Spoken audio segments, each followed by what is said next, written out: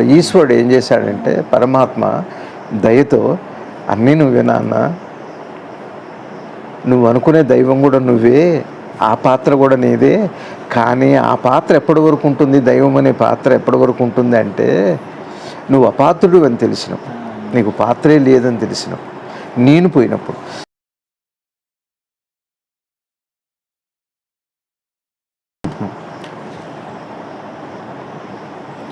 ఓం శ్రీ శివానంద గురుభ్యో నమః. శ్రీ ఆంజనేయ పరబ్రహ్మణే నమః. ఆత్మబంధువులు, ఆత్మస్వరూపులైన అందరికీ నమస్కారం.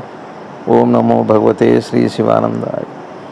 వసుదేవసుతం దేవం కంసచారూణమర్దనం దేవకీ పరమానందం కృష్ణం వందే జగద్గురుం. శ్రీకృష్ణ పరమాత్మలు వారి పాదపద్మాలకి ప్రణమిల్లుతూ వారిచే అనుగ్రహించబడిన గీతాసారాన్ని సద్గురుదేవులు వివరణ చేస్తున్నారు. దాన్ని మనం విచారణ చేసుకుంటూ అర్థం చేసుకునే ప్రయత్నం చేద్దాం. స్వామి నమస్తే. సద్గురు శ్రీ శివానందమూర్తి భగవానులు వారి గీతా ప్రసంగాల్లో 3వ అధ్యాయం కర్మయోగంలో అర్జునులు అడిగిన ప్రశ్నకి సద్గురుదేవుడికి కొంత వివరణ చెప్తున్నారు. ఏదైనా ఒకటి ఆజ్ఞాపించు, దాని ప్రకారం చేస్తాను, ఇంత చెప్పి నన్ను చిక్కున పడవేయకు అంటున్నాడు అర్జునుడు. ఆత్మార్పణ బుద్ధితో నీవు పరముడవు, నీపై పారమ్య బుద్ధి ఉన్నది అన్నది అర్జునుడి ఉద్దేశం. తెలుసుకొని కర్మ చేయటం ముక్తిహేతు అవుతుంది, కానీ ఏదో విధంగా కర్మ చేయటం అనేది ముక్తిహేతు కాదు అన్నది భగవంతుడి తాత్పర్యం. అర్జునుడి యందు మనం ఉండాలి, ఎదురుగా కృష్ణుడిని మనం ధ్యానించాలి, కృష్ణుడి మాటలు మనం పారమ్యంతో గ్రహించాలి. అప్పుడే మనకి అది విద్యనిస్తుంది. అప్పుడు ఆ విద్య మనలోనే కాక మనసులోనే కాక ఆత్మలో కూడా ప్రవేశిస్తుంది.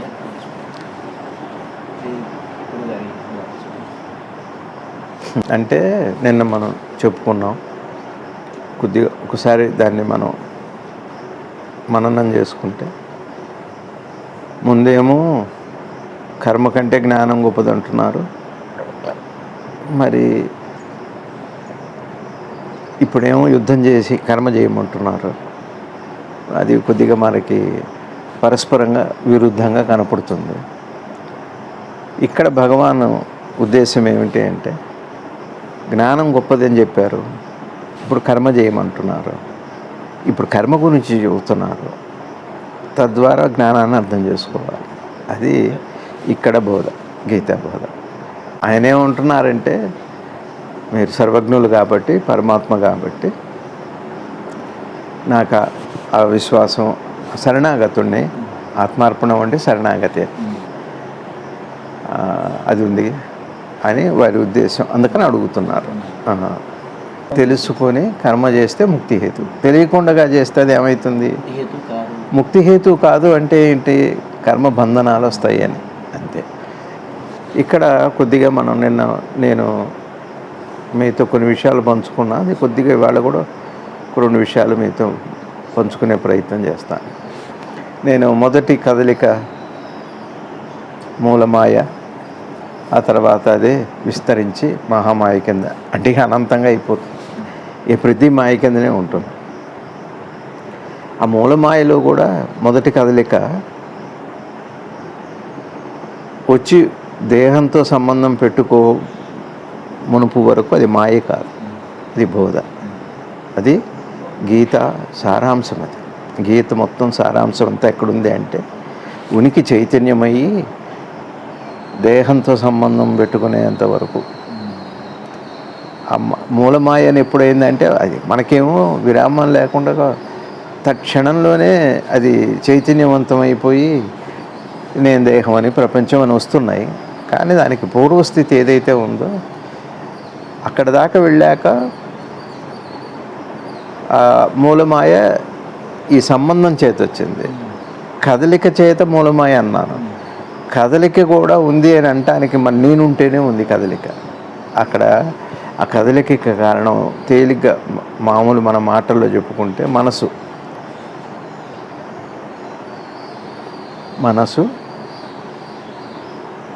అంటే శక్తే కదా, ఒక దివ్యశక్తి. కలవటానికి కదులుతుంది, కలిశాక కదులుతుంది, కలిశాక ఆ కదలిక అలా కొనసాగుతూనే ఉంటుంది. మీకు అర్థమవుతుంది. మనసు ఎప్పుడైతే దేహాన్నితో ఎరుక వచ్చిందో, మెలకు వచ్చిందో, స్పృహ వచ్చిందో అదే కలయిక. అంటే మనసు యొక్క కలయిక చైతన్యం అని అంటారు. ఆ తర్వాత ఎప్పుడైతే కలిసిందో, కలవటానికి ముందు కదిలింది, కలిసడం కూడా ఒక కదలిక అన్నాగా. అక్కడి నుంచి అసలు కదలికలు మొదలుతాయి. దాన్ని ఏమంటారంటే ఇక స్పందనలు, మనసు యొక్క స్పందనలన్నీ అక్కడ వస్తాయి. అందుకని మొట్టమొదటి కదలిక ఏమిటి అంటే, ఇక్కడ ఒక రహస్యం చెబుతాను మీకు. మనకి అంతఃచేతన, మనసుకి బహిర్చేతన రెండు ఉన్నాయి. అంటే నీటిలో ప్రవాహం పైన కిందలాగా. ఇప్పుడు మీరెవరు, దేహమా ఆత్మారవి గారు?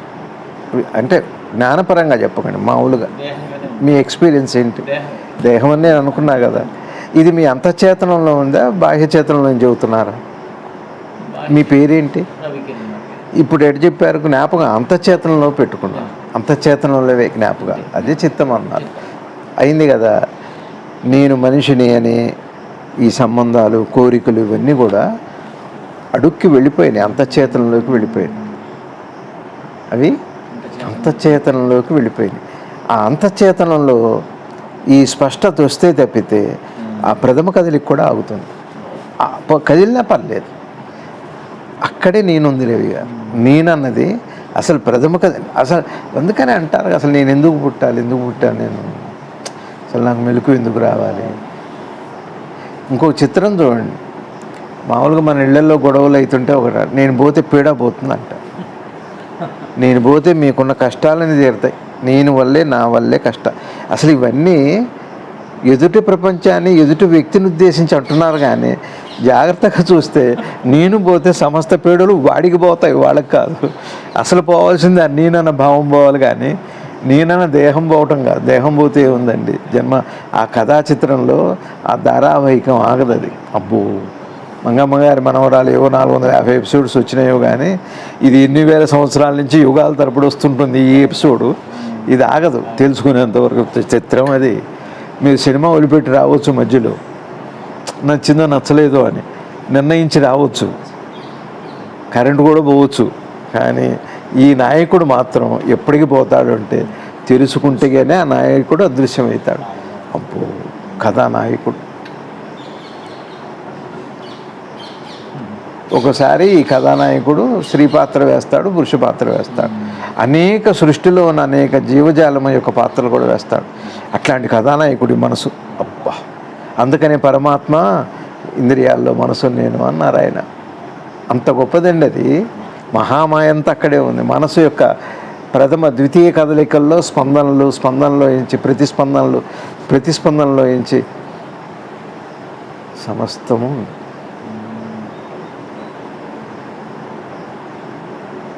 మీకు అర్థమవుతుంది. మీరు ఇది ఎట్లా అర్థమవుతుందండి మాకు, మేము ఏం చేయమంటారు అని నన్ను అడుగుతారు అనుకోండి. మీరు ఏమీ చేయొద్దు. ఏం చేస్తారో చేసుకోండి. మేము పూజలు చేసుకుంటామా, పారాయణాలు చేసుకుంటామా, ఏం చేస్తామో ఏవో చేయండి, అది దానికి అడ్డు కాదు. కానీ మన స్వప్నాన్ని, మన జాగృతాన్ని, మన నిద్రని, సుషుప్తిని, మూటిని అర్థం చేసుకునే ఒక అవగాహన వస్తే, అవగాహన అంటే మరి ఎట్లా వస్తుంది అంటే, మన మనసు ఎట్లా స్పందిస్తుందో చూడు. ఎప్పుడు కోపం వస్తుంది, ఎప్పుడు వికారం వస్తుంది చూడు. చిన్నగా అట్లా గమనించటం మొదలైంది. అట్లా చిన్నగా అది వికసిస్తున్న కొద్దీ వికాసము. నేనేమంటున్నానంటే, సినిమా అంతా చిత్రము, చిత్రీకరణ. ఈ మనోకథా చిత్రంలో అది మనోకథా చిత్రం కాదు, మనోకథా విచిత్రం. ఆ విచిత్రంలో కొద్దిగా వివేకం వస్తే దాని పేరు సాధనలు. ఇదే జీవనం, ఇంతకంటే ఏం లేదు. భయం. మనం ఏం చేస్తున్నామంటే, ప్రతి కథానాయకుడు లేకపోతే ఏమవుతుంది, సినిమాలో హీరోని ఒక్కడిని పెడితే, హీరోయిన్ని పెట్టారు, కథ లేదు. కథ లేకపోతే హీరోయిన్ అనేవాళ్ళు ఉన్నారా? కళలో కూడా దృశ్యమాన ప్రపంచం లేకపోతే కళగనేవాడు ఉన్నాడా? స్వాప్నికుడు ఉన్నాడా? కథ లేకపోతే కథానాయకుడు ఎక్కడున్నాడు? కథానాయకుడు కూడా మళ్ళీ విలన్ లేకపోతే ఎక్కడున్నాడు? చూసారు ఇక్కడ కూడా ఇంత మనసు. అక్కడ డైరెక్టర్ ఎట్టున్నాడు. ఈశ్వరుడు ఏం చేశాడంటే పరమాత్మ దయతో అన్నీ నువ్వే నాన్న, నువ్వు అనుకునే దైవం కూడా నువ్వే, ఆ పాత్ర కూడా నీదే. కానీ ఆ పాత్ర ఎప్పటి వరకు ఉంటుంది? దైవం అనే పాత్ర ఎప్పటి వరకు ఉంటుంది అంటే నువ్వు అపాత్రుడు అని తెలిసినప్పుడు, నీకు పాత్రే లేదని తెలిసినప్పుడు, నేను పోయినప్పుడు. నేనంటే రవి గారు చాలా గంభీరమైన తేలికే విషయం, కానీ లోపల ప్రథమ కదలికలో నేను అంటే అర్థం ఏమిటి అంటే అంతఃచేతనంలో ఉండే దేహ స్మృతి, అది మొదటి కదలిక అయితే. అందుకే యువతలకు వస్తుంది. ఉదాహరణకి నీటిలో బుడగ పుట్టింది రవి గారు. ఎందుకు పుట్టింది? ఎందుకు బుడగ పగిలింది? బుద్ధిబుద్ధప్రాయమైన జీవితం. అసలు ఎందుకు బుడగ పుట్టాలి? అక్కడ ఏం బుడగ లేకపోతే నది లేదా? ఏం బుడగ లేకపోతే నది లేదా? ఎందుకు బుడగ ఎందుకు రావాలి? వచ్చింది మళ్ళీ అందులో ఎందుకు కలిసి? ఆ పైన నది. అట్లా నాయకుడు, ప్రతి నాయకుడు బుడగ నదే. నది బుడగ కాదు, బుడగ నదే. బుడగ పైలేక కలిసిపోయాక కూడా నదే, పూర్వము నదే.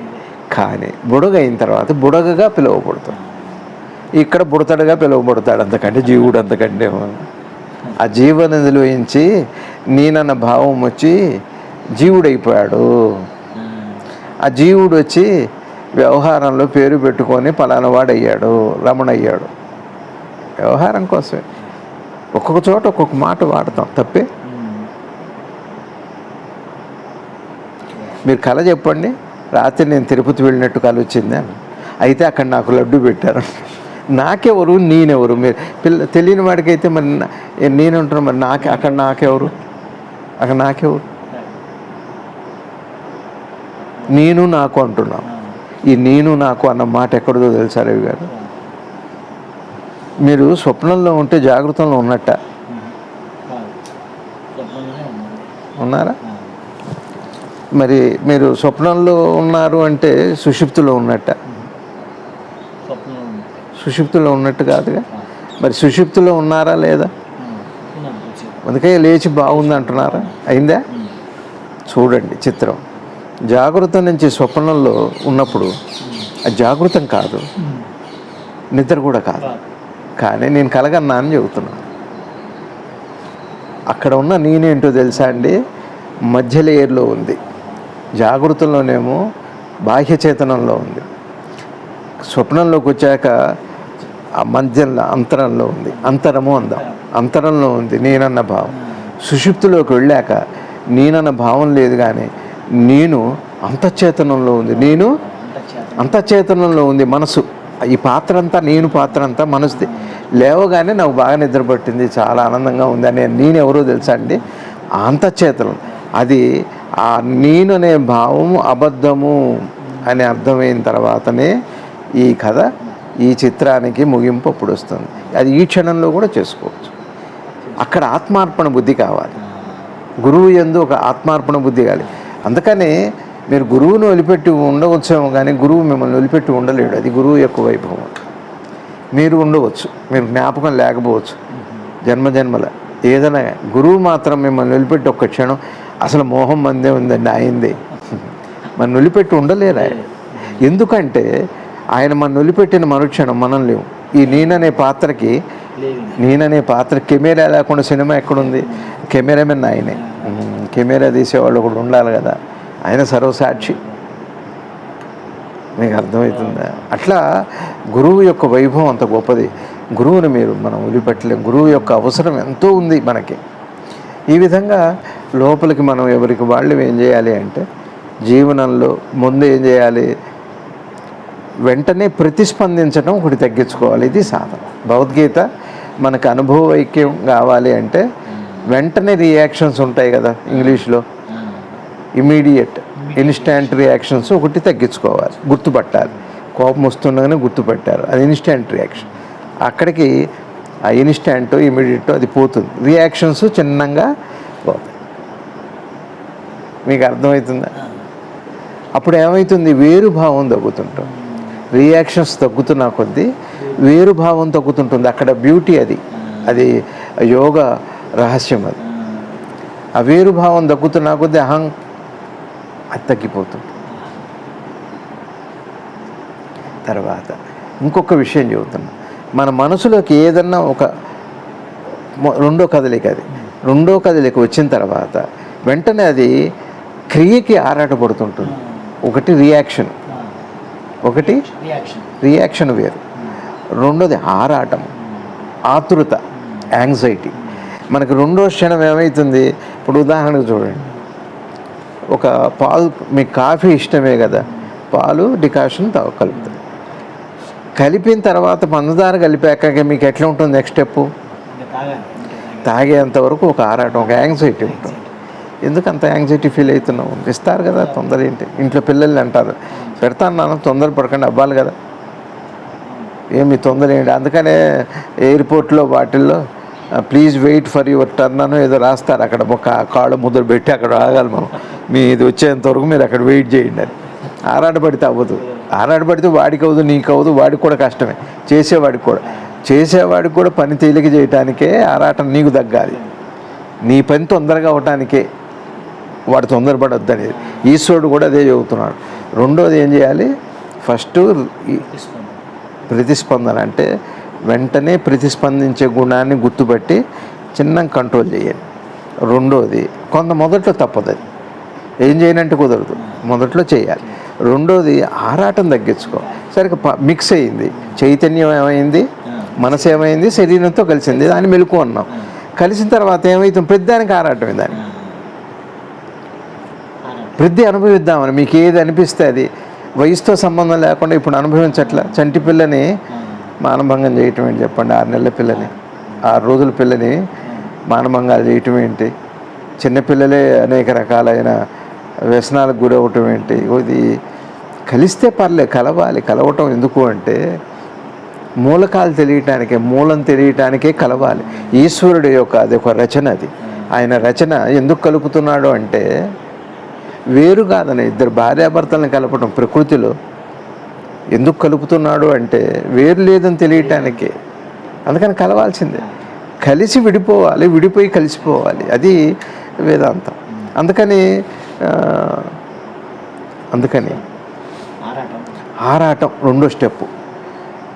మీరు ఏదన్నా అన్నం పెడుతున్నా కొద్ది అట సహనం అలవాటు చేసి, సహనము అన్న, ఆరాటము, సహనము, పేషెన్స్, ఈ 2 పాయింట్స్ గీతకి 2 రెక్కలు.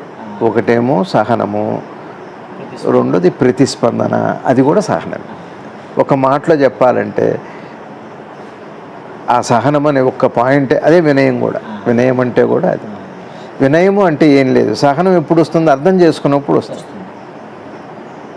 సహనం అంటే అర్థం చేసుకుంటాం.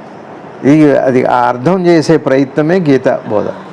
ఇది ఎట్లుందబ్బాయి, ఇంద్రియాలంటే ఎట్లుంటాయి, ఇంద్రియం అంటే ఏమిటారు గారు? ఇంద్రియం అంటే ఏమిటి? ఇంద్రియ నిగ్రహం అంటే ఏంటి? ఈ ఆరాట పోరాటాలే, ఏమీ లేదు అంతకంటే. ఆ నాయకుడికి అన్ని ఎమోషన్స్ వచ్చేసినాయండి. అందులో తల్లిపోయింది, అక్కడేమో తల్లి పాత్ర ఉంది, లేకపోతే మీకు కథ అర్థం కాదు. సినిమాలో ఏడుస్తారు, ఊరికి వస్తుందా మీకు ఏడుపు? డబ్బులు మాత్రం ఊరికి వస్తాయని లలితా జూవిలేరా అని చెప్పినట్టుగా ఎవరికి డబ్బులు ఊరికే రావు అని. అట్లనే కథలో కూడా ఏమి లేకపోతే మీకు ఏం రాదు. ఎమోషన్స్ ఏమొస్తాయి? వాడికి డబ్బులు రావు, మీకు ఎమోషన్స్ రావు, వాడికి ఎర్నింగ్ లేదు. ఇంకేముంది? ఇక్కడ నాయకుడు ఎటువంటి వాడు అంటే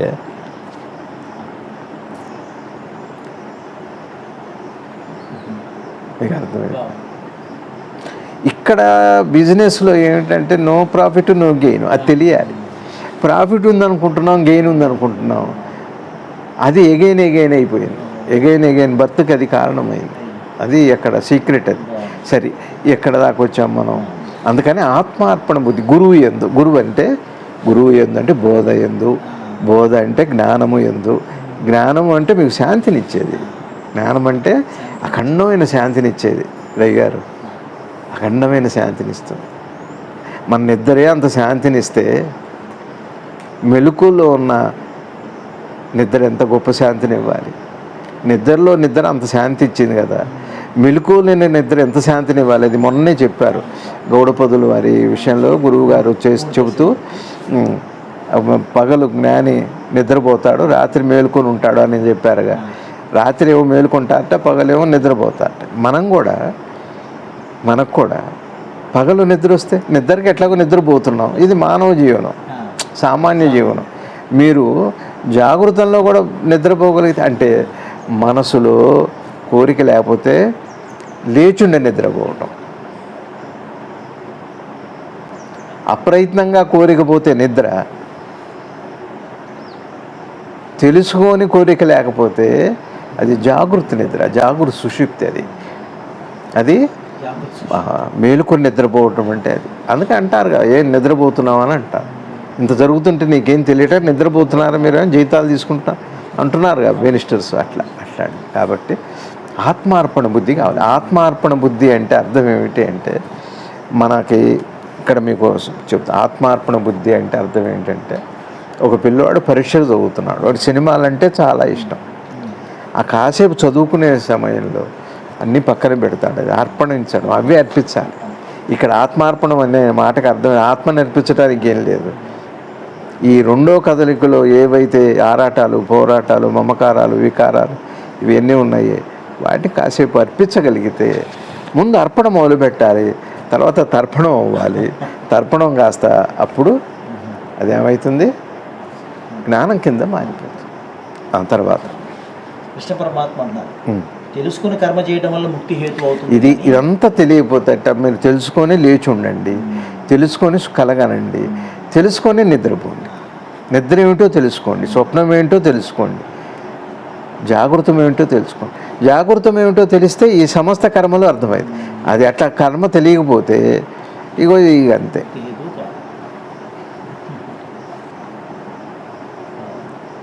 ముక్తి హేతువు అంటే అర్థం ఏంటి? ముక్తి అంటే ఏం లేదు, ఈ కర్మ మనకు అర్థమైతే ఈ కర్మకి సృష్టికి 2 లక్షణాలు, బాధ పెట్టడం, సంతోష పెట్టడం అనే 2 గుణాలు ఉంటాయి. ఈ 2 గుణాలు ఉన్నాయంటే నేనున్నట్టే. ముక్తి అంటే అర్థం ఏం లేదు, ఆ 2 మిమ్మల్ని బాధ పెట్టేవి, గురి చేసేవి పోతాయి. అది పోగానే నేను కూడా దేనికి ముక్తి అని ఇక మిమ్మల్ని ఇక్కడ సంతోషపెట్టేది. కానీ అందుకని ఆరంభంలో సద్గురుదేవులు మన గురువు గారు ఏం చెప్పారు, సాక్షాత్తు బ్రహ్మ అక్కడ ఎదురుపడ్డా ఇది నాకు భిన్నం కాదని అట్లా అనుకొని ఉండండి. ముందు అట్లా ఉంటుంది అంటే చూస్తారు, శివుడు కనపడ్డట్టు చూస్తారు. జ్ఞాని వైభవం అది. జ్ఞాని ఏదైనా గుర్తుపడతారు వాళ్ళు, ఎన్ని జన్మలైనా గుర్తుపడతారు, సమస్త జన్మల్ని గుర్తుపడతారు. వాడికి అసలు మరుగు లేదు, ఇతరులు లేరు. అది సుదూరమైన చూపు. ఆ చూపు యుగాల వరకు వెళ్ళగలదు, లోకాంతరాలు కూడా దాటి వెళ్తుంది, అన్ని లోకాల్లో ఉంది. అట్లా అది ఆ చూపు వస్తుంది రవి గారు. నేను ఒకటే చెబుతా, ఎప్పుడైతే మనసులో అంతఃచేతనంలో ఉన్న ఆ నేనన్న స్పృహ, దేహం అని అనుకోదు, స్పృహ ఉంటుంది, అక్కడ దాకా వెళ్ళాక సమస్త సిద్ధులు మీ వశమైతే సమస్త విశ్వం మీ దగ్గరే నడుస్తుంది. అట్లా ఉన్నారు యోగులు, సద్గురు శివానంద భగవానులు వారు, భగవాన్ రమణ మహర్షులు అరుదుగా ఉన్నారు, మహానుభావులు ఉన్నారు. అంటే మనకి తెలిసిన వాళ్ళ గురించి మనం చెప్పుకుంటున్నాం, లేరని మనం ఎట్లా అంటాం. కానీ అది ఆత్మార్పణ బుద్ధి రావాలి. అర్పణ బుద్ధి అంటే దీనికోసమే రోజంతా ఏదో విన్నాం వదిలిపెట్టామనకుండా, ఇవాళ విన్నా కదా నేను, సరే చూద్దాం, కొద్దిగా పేషెన్స్ అలవాటు చేసుకుంటాను, కొంచెం యాంగ్జైటీ తగ్గించుకోండి. ఎందుకంటే అంత యాంగ్జైటీ కొంచెం తగ్గించి, మామూలు మాటలే, నేను పోతే బాగుంటుంది, మీ అందరికీ సుఖం వస్తుంది, నేను ఉండటం వల్లే కదా ఇది. నిజంగానే వేదాంతం చెబుతుంది అట్లా. వేదాంతం నిన్ను ఉద్దేశించి చెబుతుంటే నువ్వు వాడిని ఉద్దేశించి చెబుతున్నావు, ఇంతే కదా వేదాంతం నిన్ను ఉద్దేశించి చెప్పింది, నువ్వేమో వాడిని ఉద్దేశించి చెబుతుంది. నేను పోతే అన్నీ బాగుంటాయి, నేను ఉంటే లేక కష్టం, నాకు ఏ కోరికలు తీరట్లేదు, ఇవంతా కూడా అసలు నేను నాకంటుంది. మీకు అర్థమవుతుంది, నేను పోతే అన్నీ పోతాయని వేదాంతం కూడా చెప్పింది, జ్ఞానులు చెప్పారు. వీడేం చెబుతాడు, దేహదృష్టితో, దేహబుద్ధితో నేను పోతే అన్నీ పోతాయండి. దేహబుద్ధి ఒకటే చెబుతారు రవి గారు. దేహాత్మ బుద్ధి అంతఃచేతనంలో పెట్టుకొని ఏ క్షేత్రాలకు వెళ్ళినా ఉపయోగం లేదు. ఎంత తపస్సు అవ్వదు, ఇక అది తపస్సు కాదు, తపనే అవుతుంది. ఇవే వికారాలు అక్కడికి వెళ్తాయి, దేహాత్మ బుద్ధి అన్నీ తీసుకొస్తుంది. అది ఎట్లాంటిది అంటే బిట్ కాయిన్స్ లాంటిది. ఇప్పుడు లేటెస్ట్గా వచ్చింది బిట్ కాయిన్ లాగా. అదేదో పేమెంట్ అంటారుగా ఫోన్లో, ఫోన్పే లాంటిది. ఇక్కడే ఉండదు, అక్కడే ఉండదు, మొత్తం ట్రాన్సాక్షన్ జరిగిపోదు. ఆగో మీరు అంతఃచేతనంలో దేహాత్మ భావన పోకుండా మీరు ఎంత గొప్ప క్షేత్రం పోయినా కూడా ఫలం ఉండదు. అందుకనే జ్ఞానులు ఏం చెబుతారంటే, ఎందుకు ఎక్కడికి వెళ్తావు, అప్పుడు ఎక్కడికి వెళ్ళినా తప్పు లేదు. అయితే అక్కడికి ఈ ఉద్దేశంతో వెళ్ళటం వల్ల అది ఆరంభమవుతుంది, ఆ ప్రయాణానికి ఆరంభమవుతుంది. వెళ్ళొద్దని కాదు, ఒక్కసారి వెళ్ళిరా కాశీ. గురువుగారు అన్నారు 10 సార్లు వెళ్ళేది కాదు కాశీ క్షేత్రం అని, 10 సార్లు వెళ్ళేది కాదు మానసరోవరం. ఇప్పుడు అవి యాత్రా స్థలాలు కాల, వినోద స్థలాలు అయిపోయినాయి. వినోదం అయిపోయింది యాత్ర వేరు, వినోదం వేరు. నీ లోపలికి వినోదం కోసం వెళ్ళొద్దు, ఆమోదం కోసం వెళ్ళొద్దు, ప్రమోదం కోసం వెళ్ళొద్దు. మీకు అర్థమవుతుందా అండి? అట్లా ఎక్కడికి వెళ్ళినా కూడా ఈ అంతఃచేతనంలో దేహాత్మ భావన గురించి ఎరుక కలగనంత వరకు, ఆ వివేకం కలగనంత వరకు ఏ ప్రయత్నం కూడా కొంతవరకు సహకారం చేస్తుంది, కానీ అది పూర్ణమైన ఫలాన్ని ఇవ్వదు. అందుకే ఈ పురాణాలు, ప్రవచనాలు ఎందుకు చేయాలి అంటే, మొదట్లో అడుగు భగవంతుణ్ణి, నువ్వు ఉపవాసం ఉన్నా ఒకసారి అడుగు చెయ్యి. అదే పనిగా దాంట్లో ఇరుక్కోకూడదు. ఇదైతే ఇది వస్తుంది, ఇదైతేనే అది వస్తుంది, అదేం కాదండి. నువ్వు పుట్టడమే ఉపవాసంతో పుట్టావు, నువ్వు ఆ జన్మ ఉపవాసివి, పోయితా కూడా ఉపవాసివే. అసలు నువ్వు ఎప్పుడు ఉపవాసివే. మధ్యలో వచ్చింది నీకు అమ్మ పెట్టింది ఏం గుర్తుంది? తల్లిపాలు చచ్చేడు తాగావు, 4 ఏళ్ళు 3 ఏళ్ళు 2 ఏళ్ళు. అది తెలియనప్పుడు నీకు ఉపవాసమే. అది తెలిసాక ఉపవాసం చేయాల్సి వచ్చింది. అంటే ఉపవాసం ఏంటో తెలుసుకుంటే ఉపవాసం అప్పుడు పూర్తి అయిపోదు. అదే శివరాత్రి. ఉపవాసం ఏమిటో తెలియటం పేరే శివరాత్రి, వేరు కాదు. అదే ఏకాదశి. వారాలను బట్టి లేవు. ఇవన్నీ భయాల్లో పుట్టినాయి.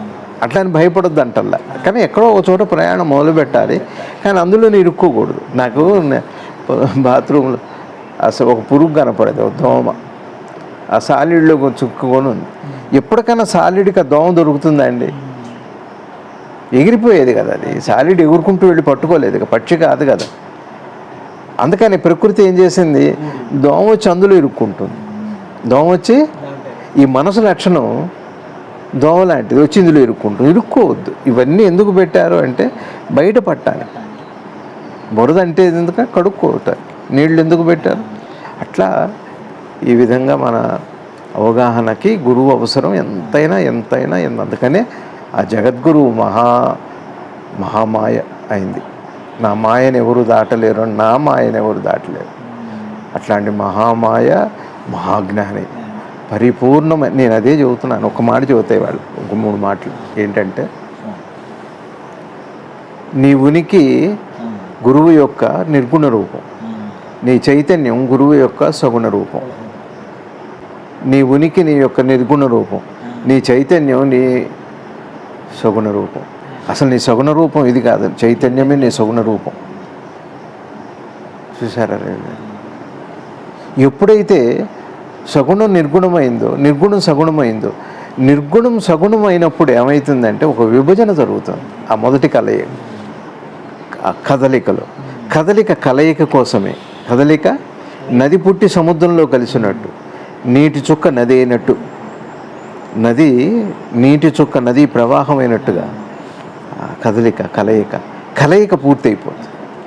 అది అందుకని మనం ఇవాళ మన సనాతన సాంప్రదాయం, భారతీయ సంస్కృతి ఇంకెక్కడ దొరకదు రవి గారు. ఈ దేశంలో, ఈ గడ్డ మీద, ఈ నేల మీద తప్పితే అట్లాంటి మహనీయులు దొరకరు. ఇంకెక్కడ దొరకని విద్య అది. ఓపికందా దర్శించు. ఇప్పుడు ఏం ఆసక్తులు ఉన్నాం, నేనేం చేయలేను, నాకేం తెలియదు, దానికి ఒక తేలికను ఉపాయం చెప్పారు పెద్దలు. ఏం చెప్పారు అంటే, ఈ కలియుగంలో నామస్మరణ మంచిదంట. ఏదో ఒక నామం, రామ రామ రామ రామ. ఇక దానికే ఏదో అయిపోయింది, ఒక వయసు గడిచిపోయింది, ఏదో అడిగాం, అయిపోయినాయి, చేతనైంది. ఇంకా అడగటం కోసం ఉండకూడదు, అడగటం కోసం, ఉండటం కోసం కూడా అడగకూడదు. అర్థమైందండి? అడగటం అనేదే పోవాలి, అందుకుండాలి. అడగటం పోవటం కోసం ఉండాలి, కానీ అడగటం కోసం ఉండకూడదు. అందుకు పారాయణం కాదు. పారాయణం వచ్చింది ఇది పోవటానికి. ఉనికి నీ యొక్క నిర్గుణ రూపం, చైతన్యం నీ సగుణ రూపం. సగుణ రూపం. సగుణం నిర్గుణం అవటం, నిర్గుణం సగుణం అవటం, అంతే. ఈ రెంటి యొక్క ఆట అది, జగన్నాటకం అది. అందులోనే మాయంతా ఇముడుంది. దాని పేరే మనసు. అంటే మాయ మనసు వేరుగా. వాడు ఒకటి మాయగాడు రావుడు, వాడి మనసు మాయ వాడు మాయ. అదే ఇక మాయ అంటే ఏమీ లేదు. మనసు లేని మాయ లేదు రవి గారు, మాయ లేని మనసు కూడా లేదు. మనసే మాయ. కాబట్టి ఆ గురువుని నీ ఉనికి యొక్క నిర్గుణ రూపం, గురువు నీ చైతన్యం యొక్క సగుణ రూపం. ఎట్లా కాదంటావు నీ గురువుని? అయితే మరి నేనున్నాను కదా గురువుని కాదంటున్నానంటే అర్థం ఏమిటి అంటే, నీ సగుణ రూపమైన చైతన్యంలో కదా నువ్వు చూస్తున్నావు, ఎరుక అక్కడే కదా. ఆ ఎరుకే గురువు అంటే. నీ గురించి నీకు తెలియాలన్నా గురువే ఉండాలి. నువ్వెవరో నీకు తెలియాలన్నా గురువే ఉండాలి. నిర్గుణమవుతుంది. నువ్వెవరో నీకు తెలిస్తే నిర్గుణమవుతుంది. నీవెవరో నీకు తెలియనంత వరకు అది సగుణమవుతుంది. ఆ సగుణం కోసమే వచ్చింది ఆ సగుణమూర్తి. అతడే పరంధాముడు, గురువు కృష్ణుడు ఎంత గొప్పవారండి. ఆయనకి అన్నీ తెలుసు. కృష్ణ పరమాత్మకి పూర్ణమైన మాయ, పూర్ణమైన జ్ఞానం రెండు ఒక చోటనే ఉన్నాయి. ఆరంభ బిందువు, అంత్య బిందువు రెండు ఒక చోటనే ఉన్నాయి. వేరువేరుగా ఉండటానికి కుదరదు. అట్లాంటి పరమాత్మ స్వరూపం జగన్మోహనాకారుడు, అచ్యుతుడు, అనంతుడు అయిన పరమాత్మ కృష్ణుడు ఇచ్చిన బోధ ఇది. నేర్చుకోవద్దు మనం.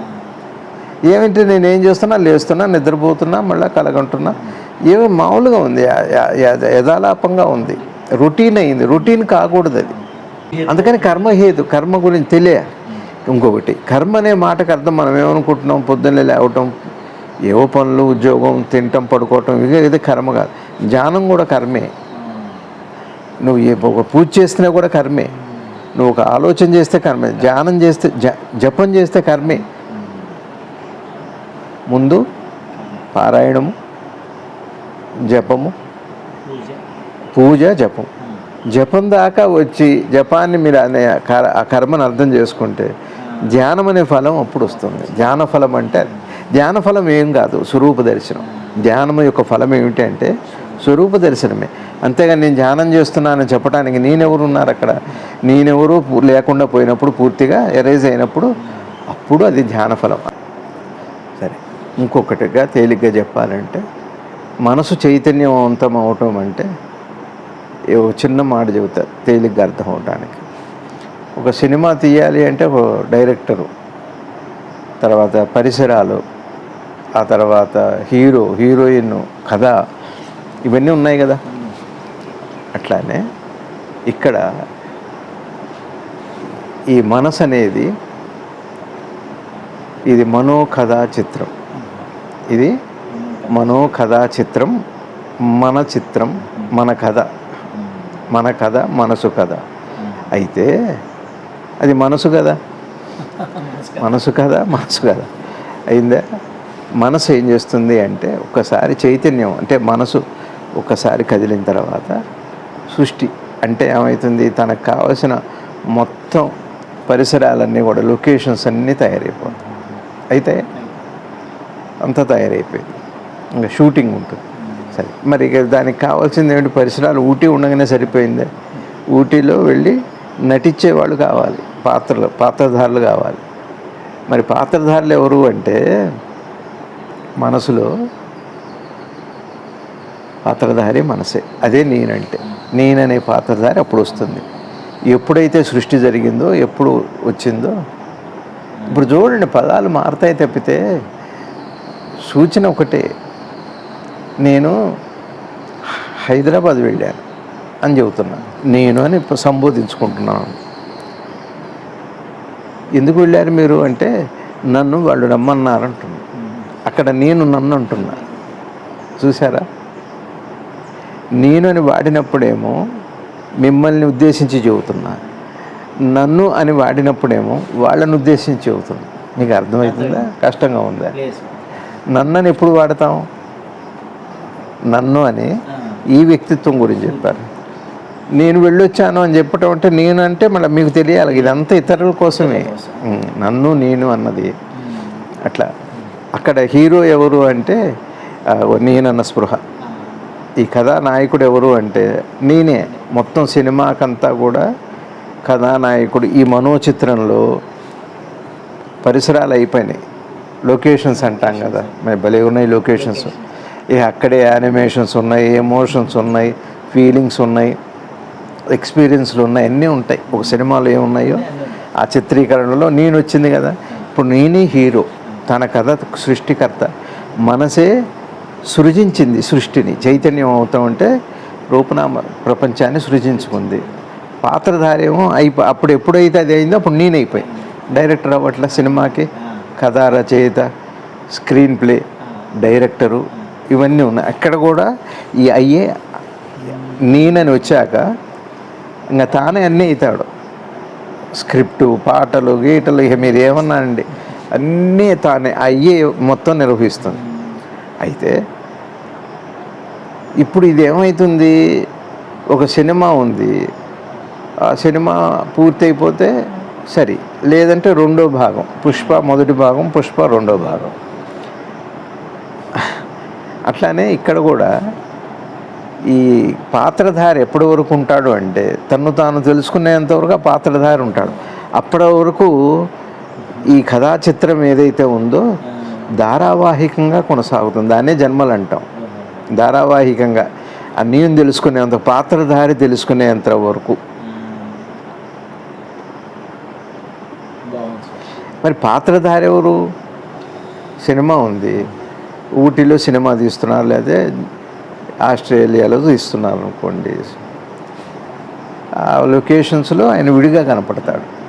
షూటింగ్ చేసేవాళ్ళు వేరే ఉన్నారు, వాడు తీసుకుంటాడు షూటింగ్, వేరే వాళ్ళు ఉన్నారు.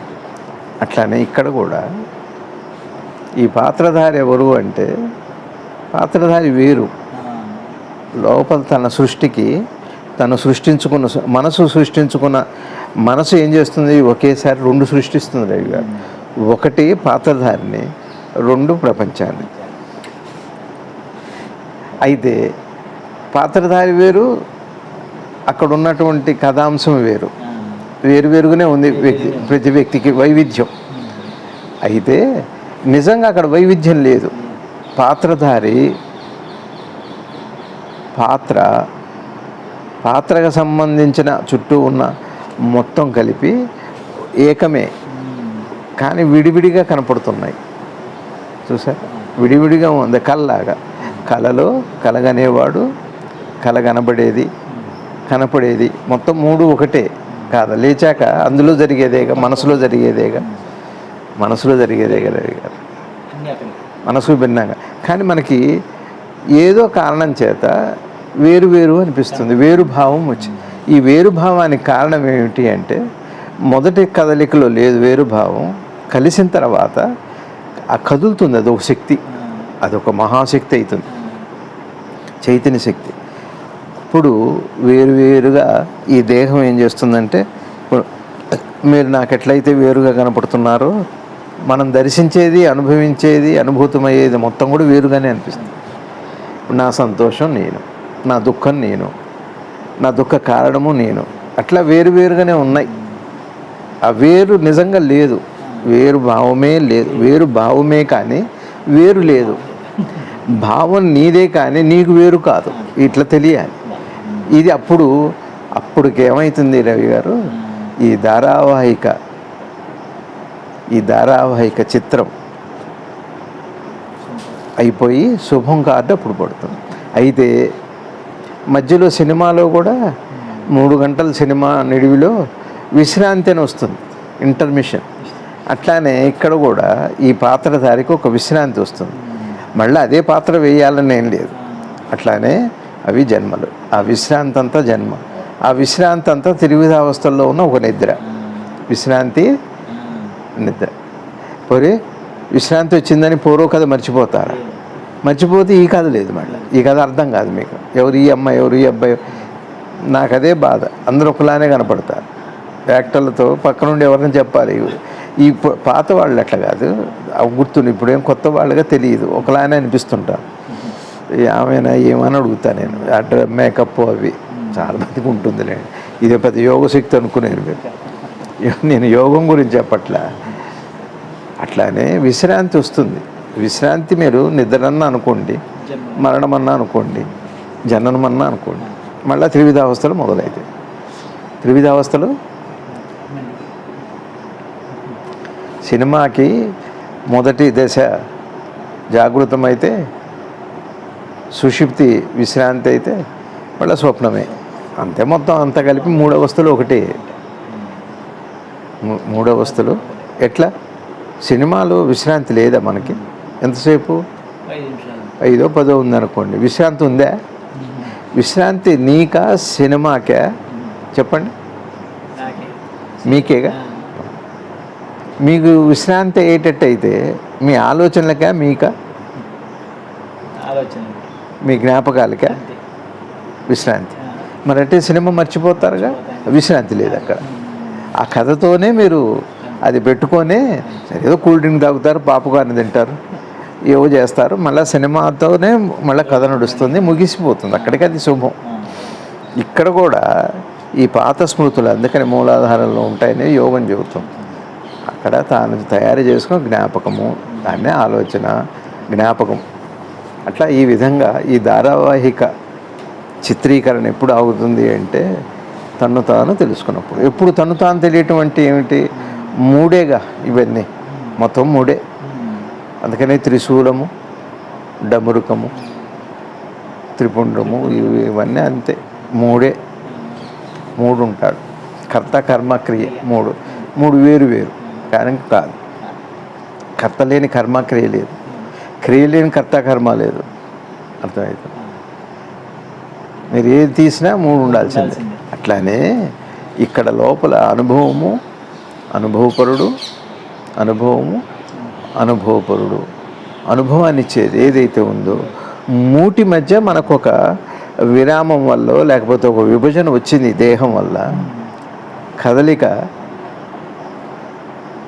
కదిలింది, కలిసింది, మరలా కదులుతూనే వెళ్తుంది. అంతే జాగృతం అంటే, ఆ స్పందించటం, స్పందన. ఇక్కడ ఈ అసలు మొదటి కదలిక ఎందుకు వచ్చింది? ఇందాక మనం అనుకున్నాం, ప్రశాంతంగా నిద్ర లేచే ముందు, పడుకునే ముందు మనసు చాలా పవిత్రంగా, ఆలోచనారహితంగా, శుద్ధంగా ఉంటుంది. అప్పుడు పట్టుకోవచ్చు స్వరూపాన్ని. కానీ అప్పటికైనా కదలాలిగా, ఏదో మెలకువను, ఎరుకను ఏదో ఒకటి ఉంది కదా, అది కూడా వెళ్ళాలి, అక్కడ దాకా వెళ్ళాలి. ఆ కదలిక ఏమిటి? ఆ కదలిక అర్థమైతే ఈ కదలికలన్నీ కూడా అప్పుడు కర్త కర్మ క్రియ అనే 3 విభజన అప్పుడు పోతుంది. రవి గారు, ఈ సినిమాకి అప్పుడు తెరపడుతుంది. అప్పటికేం శుభం కార్డు అప్పటిదాకా పేర్లు వస్తాయి, డైరెక్షను అన్నీ వస్తాయి, దానికి ఒక విరామం ఉంది, అన్నీ ఉన్నాయి. ఇప్పుడు చూడండి, ఒక సినిమా ఉంది, 3 గంటలు ఉండొచ్చు, గంట ఉండొచ్చు, అరగంట ఉండొచ్చు ఒక పాత్ర.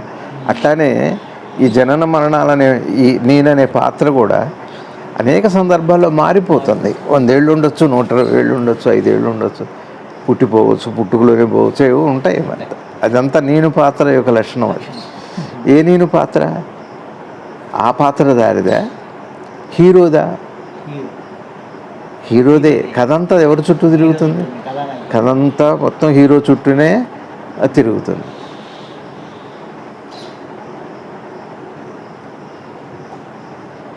అదే నన్ను ఏదో చెప్పారు, వీరాభిమన్యు చిత్రంలో సోమబాబు గారు, ఎన్టీ రామారావు గారు, కృష్ణుడేమో వారు, అభిమన్యుడేమో. అసలు ఇందులో హీరోని ఎవరు నిర్ణయించారని అడిగారు. అసలు అందులో ఎవరిది హీరో పాత్ర, ఎవరిది? ఎవరికి సమస్య మనకు తెలియదు. కానీ అట్లానే ఇప్పుడు ఈ కథలో హీరో ఎవరు? నేననేది. నేనంటే ఏమిటి? విభజన అనే భావన, వేరు అనే భావమే హీరోగా ఉన్నాడు. మీకు అర్థమైందా రవి గారు? సినిమాలో హీరో అంటే వేరు భావం ఏంటి అంటే ఒకళ్ళకొకళ్ళకి వేరా? హీరో అంటే ఎవరు హీరో కాకూడదు. అందులో ఒక 4 ఉన్నారనుకోండి, ఓ శోభన బాబు గారు, ఓ కృష్ణ గారు, ఓ రామారావు గారు, నాగేశ్వరరావు గారు. అందులో రామారావు గారు హీరో అన్నారు, మిగిలిన 3 కాదు. ఎందుకు రామారావు గారి హీరో, నాగేశ్వరరావు గారు కాకూడదా? శోభన్ బాబు గారు కాకూడదా? కృష్ణ గారు కాకూడదా? అవ్వచ్చు. కథ ఎవరి చుట్టూ తిరుగుతుందో ఆయన్ని హీరో అన్నారే తప్పితే హీరో అంటూ ఒక వ్యక్తి ఏం లేడు. కథ చుట్టూ తిరగడమే అక్కడ ఎవరు దాన్ని కథ మొత్తానికి ప్రాణంగా ఉంటారో దాన్ని హీరో అన్నారు. అంటే నాయకుడు అని. అది హీరో అంటే తెలుగులో కథానాయకుడు. ఈ కథకి మనసు సృష్టిన కథకి మనసే నాయకుడు. నాయకుడు వాడే, కథ మనసే. కథ మనసే, నాయకుడు మనసే. కథకి ఉన్న చుట్టూ కథాంశం అంతా కూడా మనసే. కథాంశము, కథకుడు, నాయకుడు అంతా కూడా మనసే అని అర్థమైన రోజున ఈ సినిమాకి తెరబడ్డట్టే. రవి గారు ఈ జన్మకి తెరబడ్డట్టే. దానికి జీవనముక్తి అని పేరు. తేలిక చెబుతున్నా. అంటే ఏమంటే అట్లా ఉందా అండి అంటే ఇప్పుడు ప్రమాణాలు అంటే ప్రమాణం ఏంటి? ఇప్పుడు ఈ వ్యక్తి చెప్పే మాటకి ప్రమాణం ఏంటి? సరే నా గురువు బోధ, అది వేరే విషయం. కానీ మీరు చూస్తే మీకే అర్థమవుతుంది. కథానాయకుడు అది. మీ కళకి కథానాయకుడు ఎవరు చెప్పండి? మీ స్వప్నానికి కథానాయకుడు ఎవరు? మీ మనసే. మీరే. మీరు కనపడకపోయినా మీరే, కనపడ్డా మీరే. చాలా కళల్లో మన స్వరూపం మనకు కనపడదు. ఎక్కడో కొన్ని కళల్లో మన రూపం మనకు కనపడుతుంది. కనపడ్డ కథానాయకుడు మీరే కనపడదు. ఎందుకంటే అనుభవపరుడు మీరే. వద్దన్నా, కావాలన్నా, మేలుకొన్నా, నిద్రపోయినా, మళ్ళీ కల్లో కలగన్నా, ఎన్ని చేసినా కూడా కథానాయకుడు ఎవరు సృష్టించారు? ఆ మనసే. ఏ మనసు కథని సృష్టించిందో అదే మనసు కథానాయకుడిని కూడా సృష్టించుకుంది. ఇది తెలియాలి. కాబట్టి ఈ కథ మనోకథా చిత్రంలో ఇక డైరెక్షన్ ఎవరు? డైరెక్టర్ ఎవరు?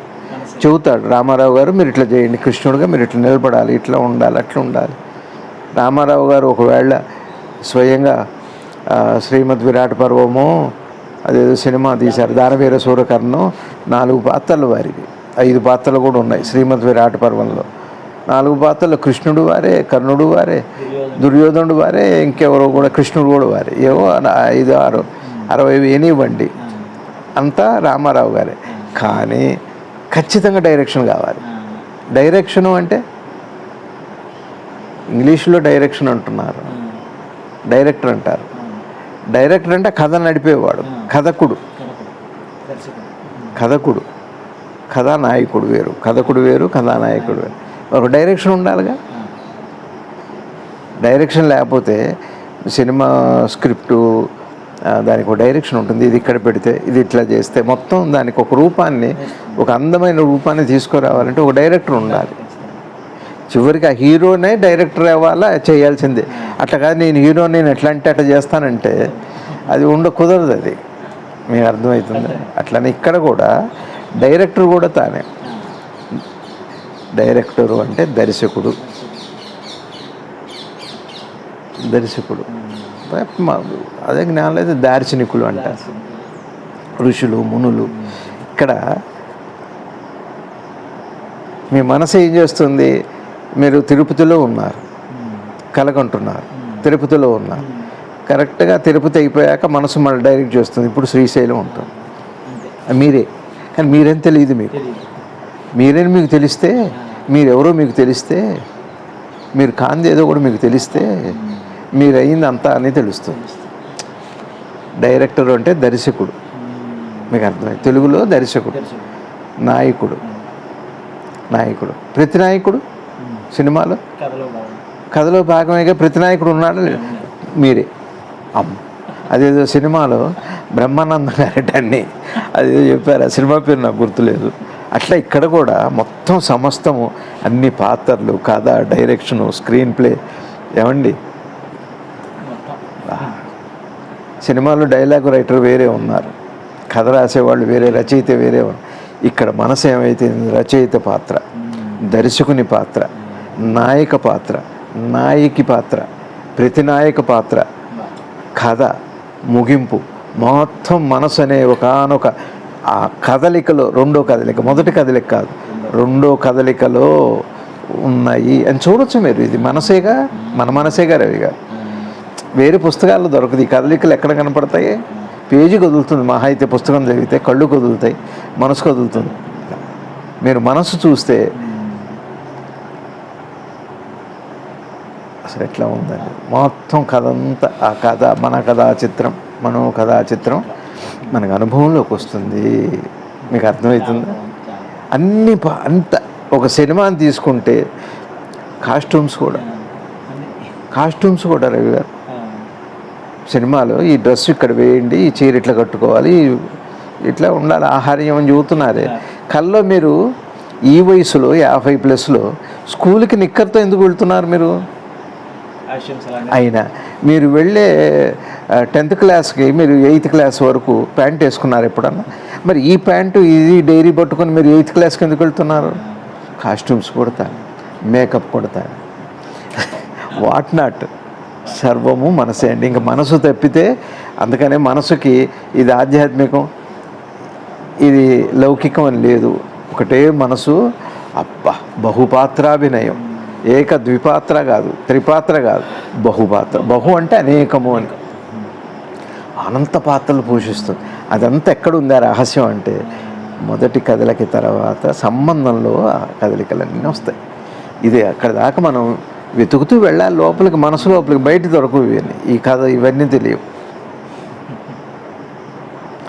అయితే మీరు ఒక సినిమాకి వెళితే కూడా మీకు మహా అయితే సినిమాలో నాయక ప్రతినాయకులు వీళ్ళు కనపడతారు, కాస్ట్యూమ్స్ ఎవరు వేశారు, మేకప్ ఎవరు చేశారు, మరి కథ దర్శకుడు ఎవరు, ఇవన్నీ మీకు తెలియదు, రాస్తారు. అందుకని అక్కడ రాస్తే మీకు సినిమాలో ఎవరండి పాట రాసింది ఎవరు? ఆచార్య ఆత్రేయ గారు. పాడింది ఎవరండి? పలానా ఎస్పి బాలసుబ్రహ్మణ్యం గారు, ఘంటసాల గారు అంటున్నారు. తెలియదు, మీకు తెలియదు. అట్లానే ఇక్కడ కూడా ఇన్ని పాత్రలు వేసిందే అని పరమాత్మ ముందే రాసి పెట్టాడు. అన్ని పేర్లలో ఒకదాన్ని ఇరికిచ్చి నేను అని పెట్టాడు.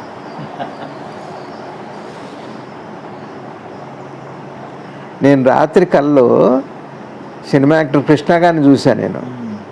నేను కృష్ణ గారిని చూశా కల్లో. నేను కృష్ణ గారు రెండు ఉన్నాయిగా. చిత్రం ఏమిటి అంటే ఈ నేనే కృష్ణ గారు, మీరు కనపడరు అప్పుడు, అందుకని స్వరూపం కనపడదు అక్కడ. నేనే అదిగా మారుతా. ఒక్కోసారి కనపడవచ్చు, ద్విపాత్ర అభినయం. అసలు స్వప్నం ఒక్కటి అర్థమైతే రవి గారు, అనంత జ్ఞానం మీకు వశమైపోతుంది. మొత్తం వేదాంత సారమంతా కూడా స్వప్నము అని, స్వప్నము, స్వప్నించుట అని అంటారు పెద్దలు వేదాంతులు. కాబట్టి ఇదంతా అర్థం కావాలి. అర్థం కాకపోతే ఇవే భయాలు, ఇవి అంతగాని ఒకటే రవి గారు. అందుకని నేనేం చెబుతున్నానంటే, మనం ఎట్లా చేయమంటారు సాధన అంటే, నేను ఆలోచించి చెబుతున్నాను. మొదటిది తక్షణ ప్రతిస్పందన ఒకటి తగ్గించుకోవాలి.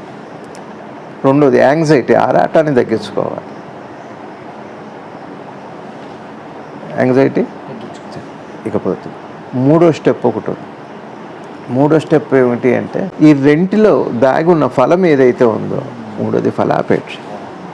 ఫలాపేక్షగా మిమ్మల్ని తొందర పెట్టేది రవి గారు మూడు ఉన్నాయి రవి గారు. రెంటి మధ్య మూడోది ఒకటి ఉంది.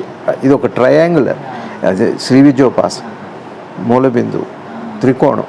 ఈ త్రికోణంలో ఒకటి ఆరాటము, రెండు వెంటనే ప్రతిస్పందన. రెంటి మధ్య ఏముంది అంటే ఒక ఫలాపేక్ష ఉంది. ఫలాపేక్ష నేను తయారు చేస్తుంది. ఫలం పోతున్నా కొద్దీ అపేక్ష, ఫలం మీద అపేక్ష పోతున్నా కొద్దీ ఈ త్రికోణం పోతుంది, బిందువు మాత్రమే పిగులుతుంది. యాదేవి సర్వభూతేషు జ్ఞానరూపేణ సంస్థిత అంతర్ముఖ సమారాధ్య బహిర్ముఖ సుదుర్లభ అని అమ్మవారి మంత్రం. ఇక్కడ ఆ శ్రీ విజయోపాసన పూర్ణమైపోతుంది. అందుకని గురువు ఆవశ్యకత. అట్లాంటి జగద్గురువు బోధ మనకి ఎంత అదృష్టం ఉంటే ఆ కృష్ణుడి బోధ వింటాం మనం. అందుకని శ్రీకృష్ణ పరమాత్మ వారి పాదాలకి ప్రణమిలుతూ శ్రీ శివానంద గురుభ్యో నమః. భారత్ మాతాకు జై.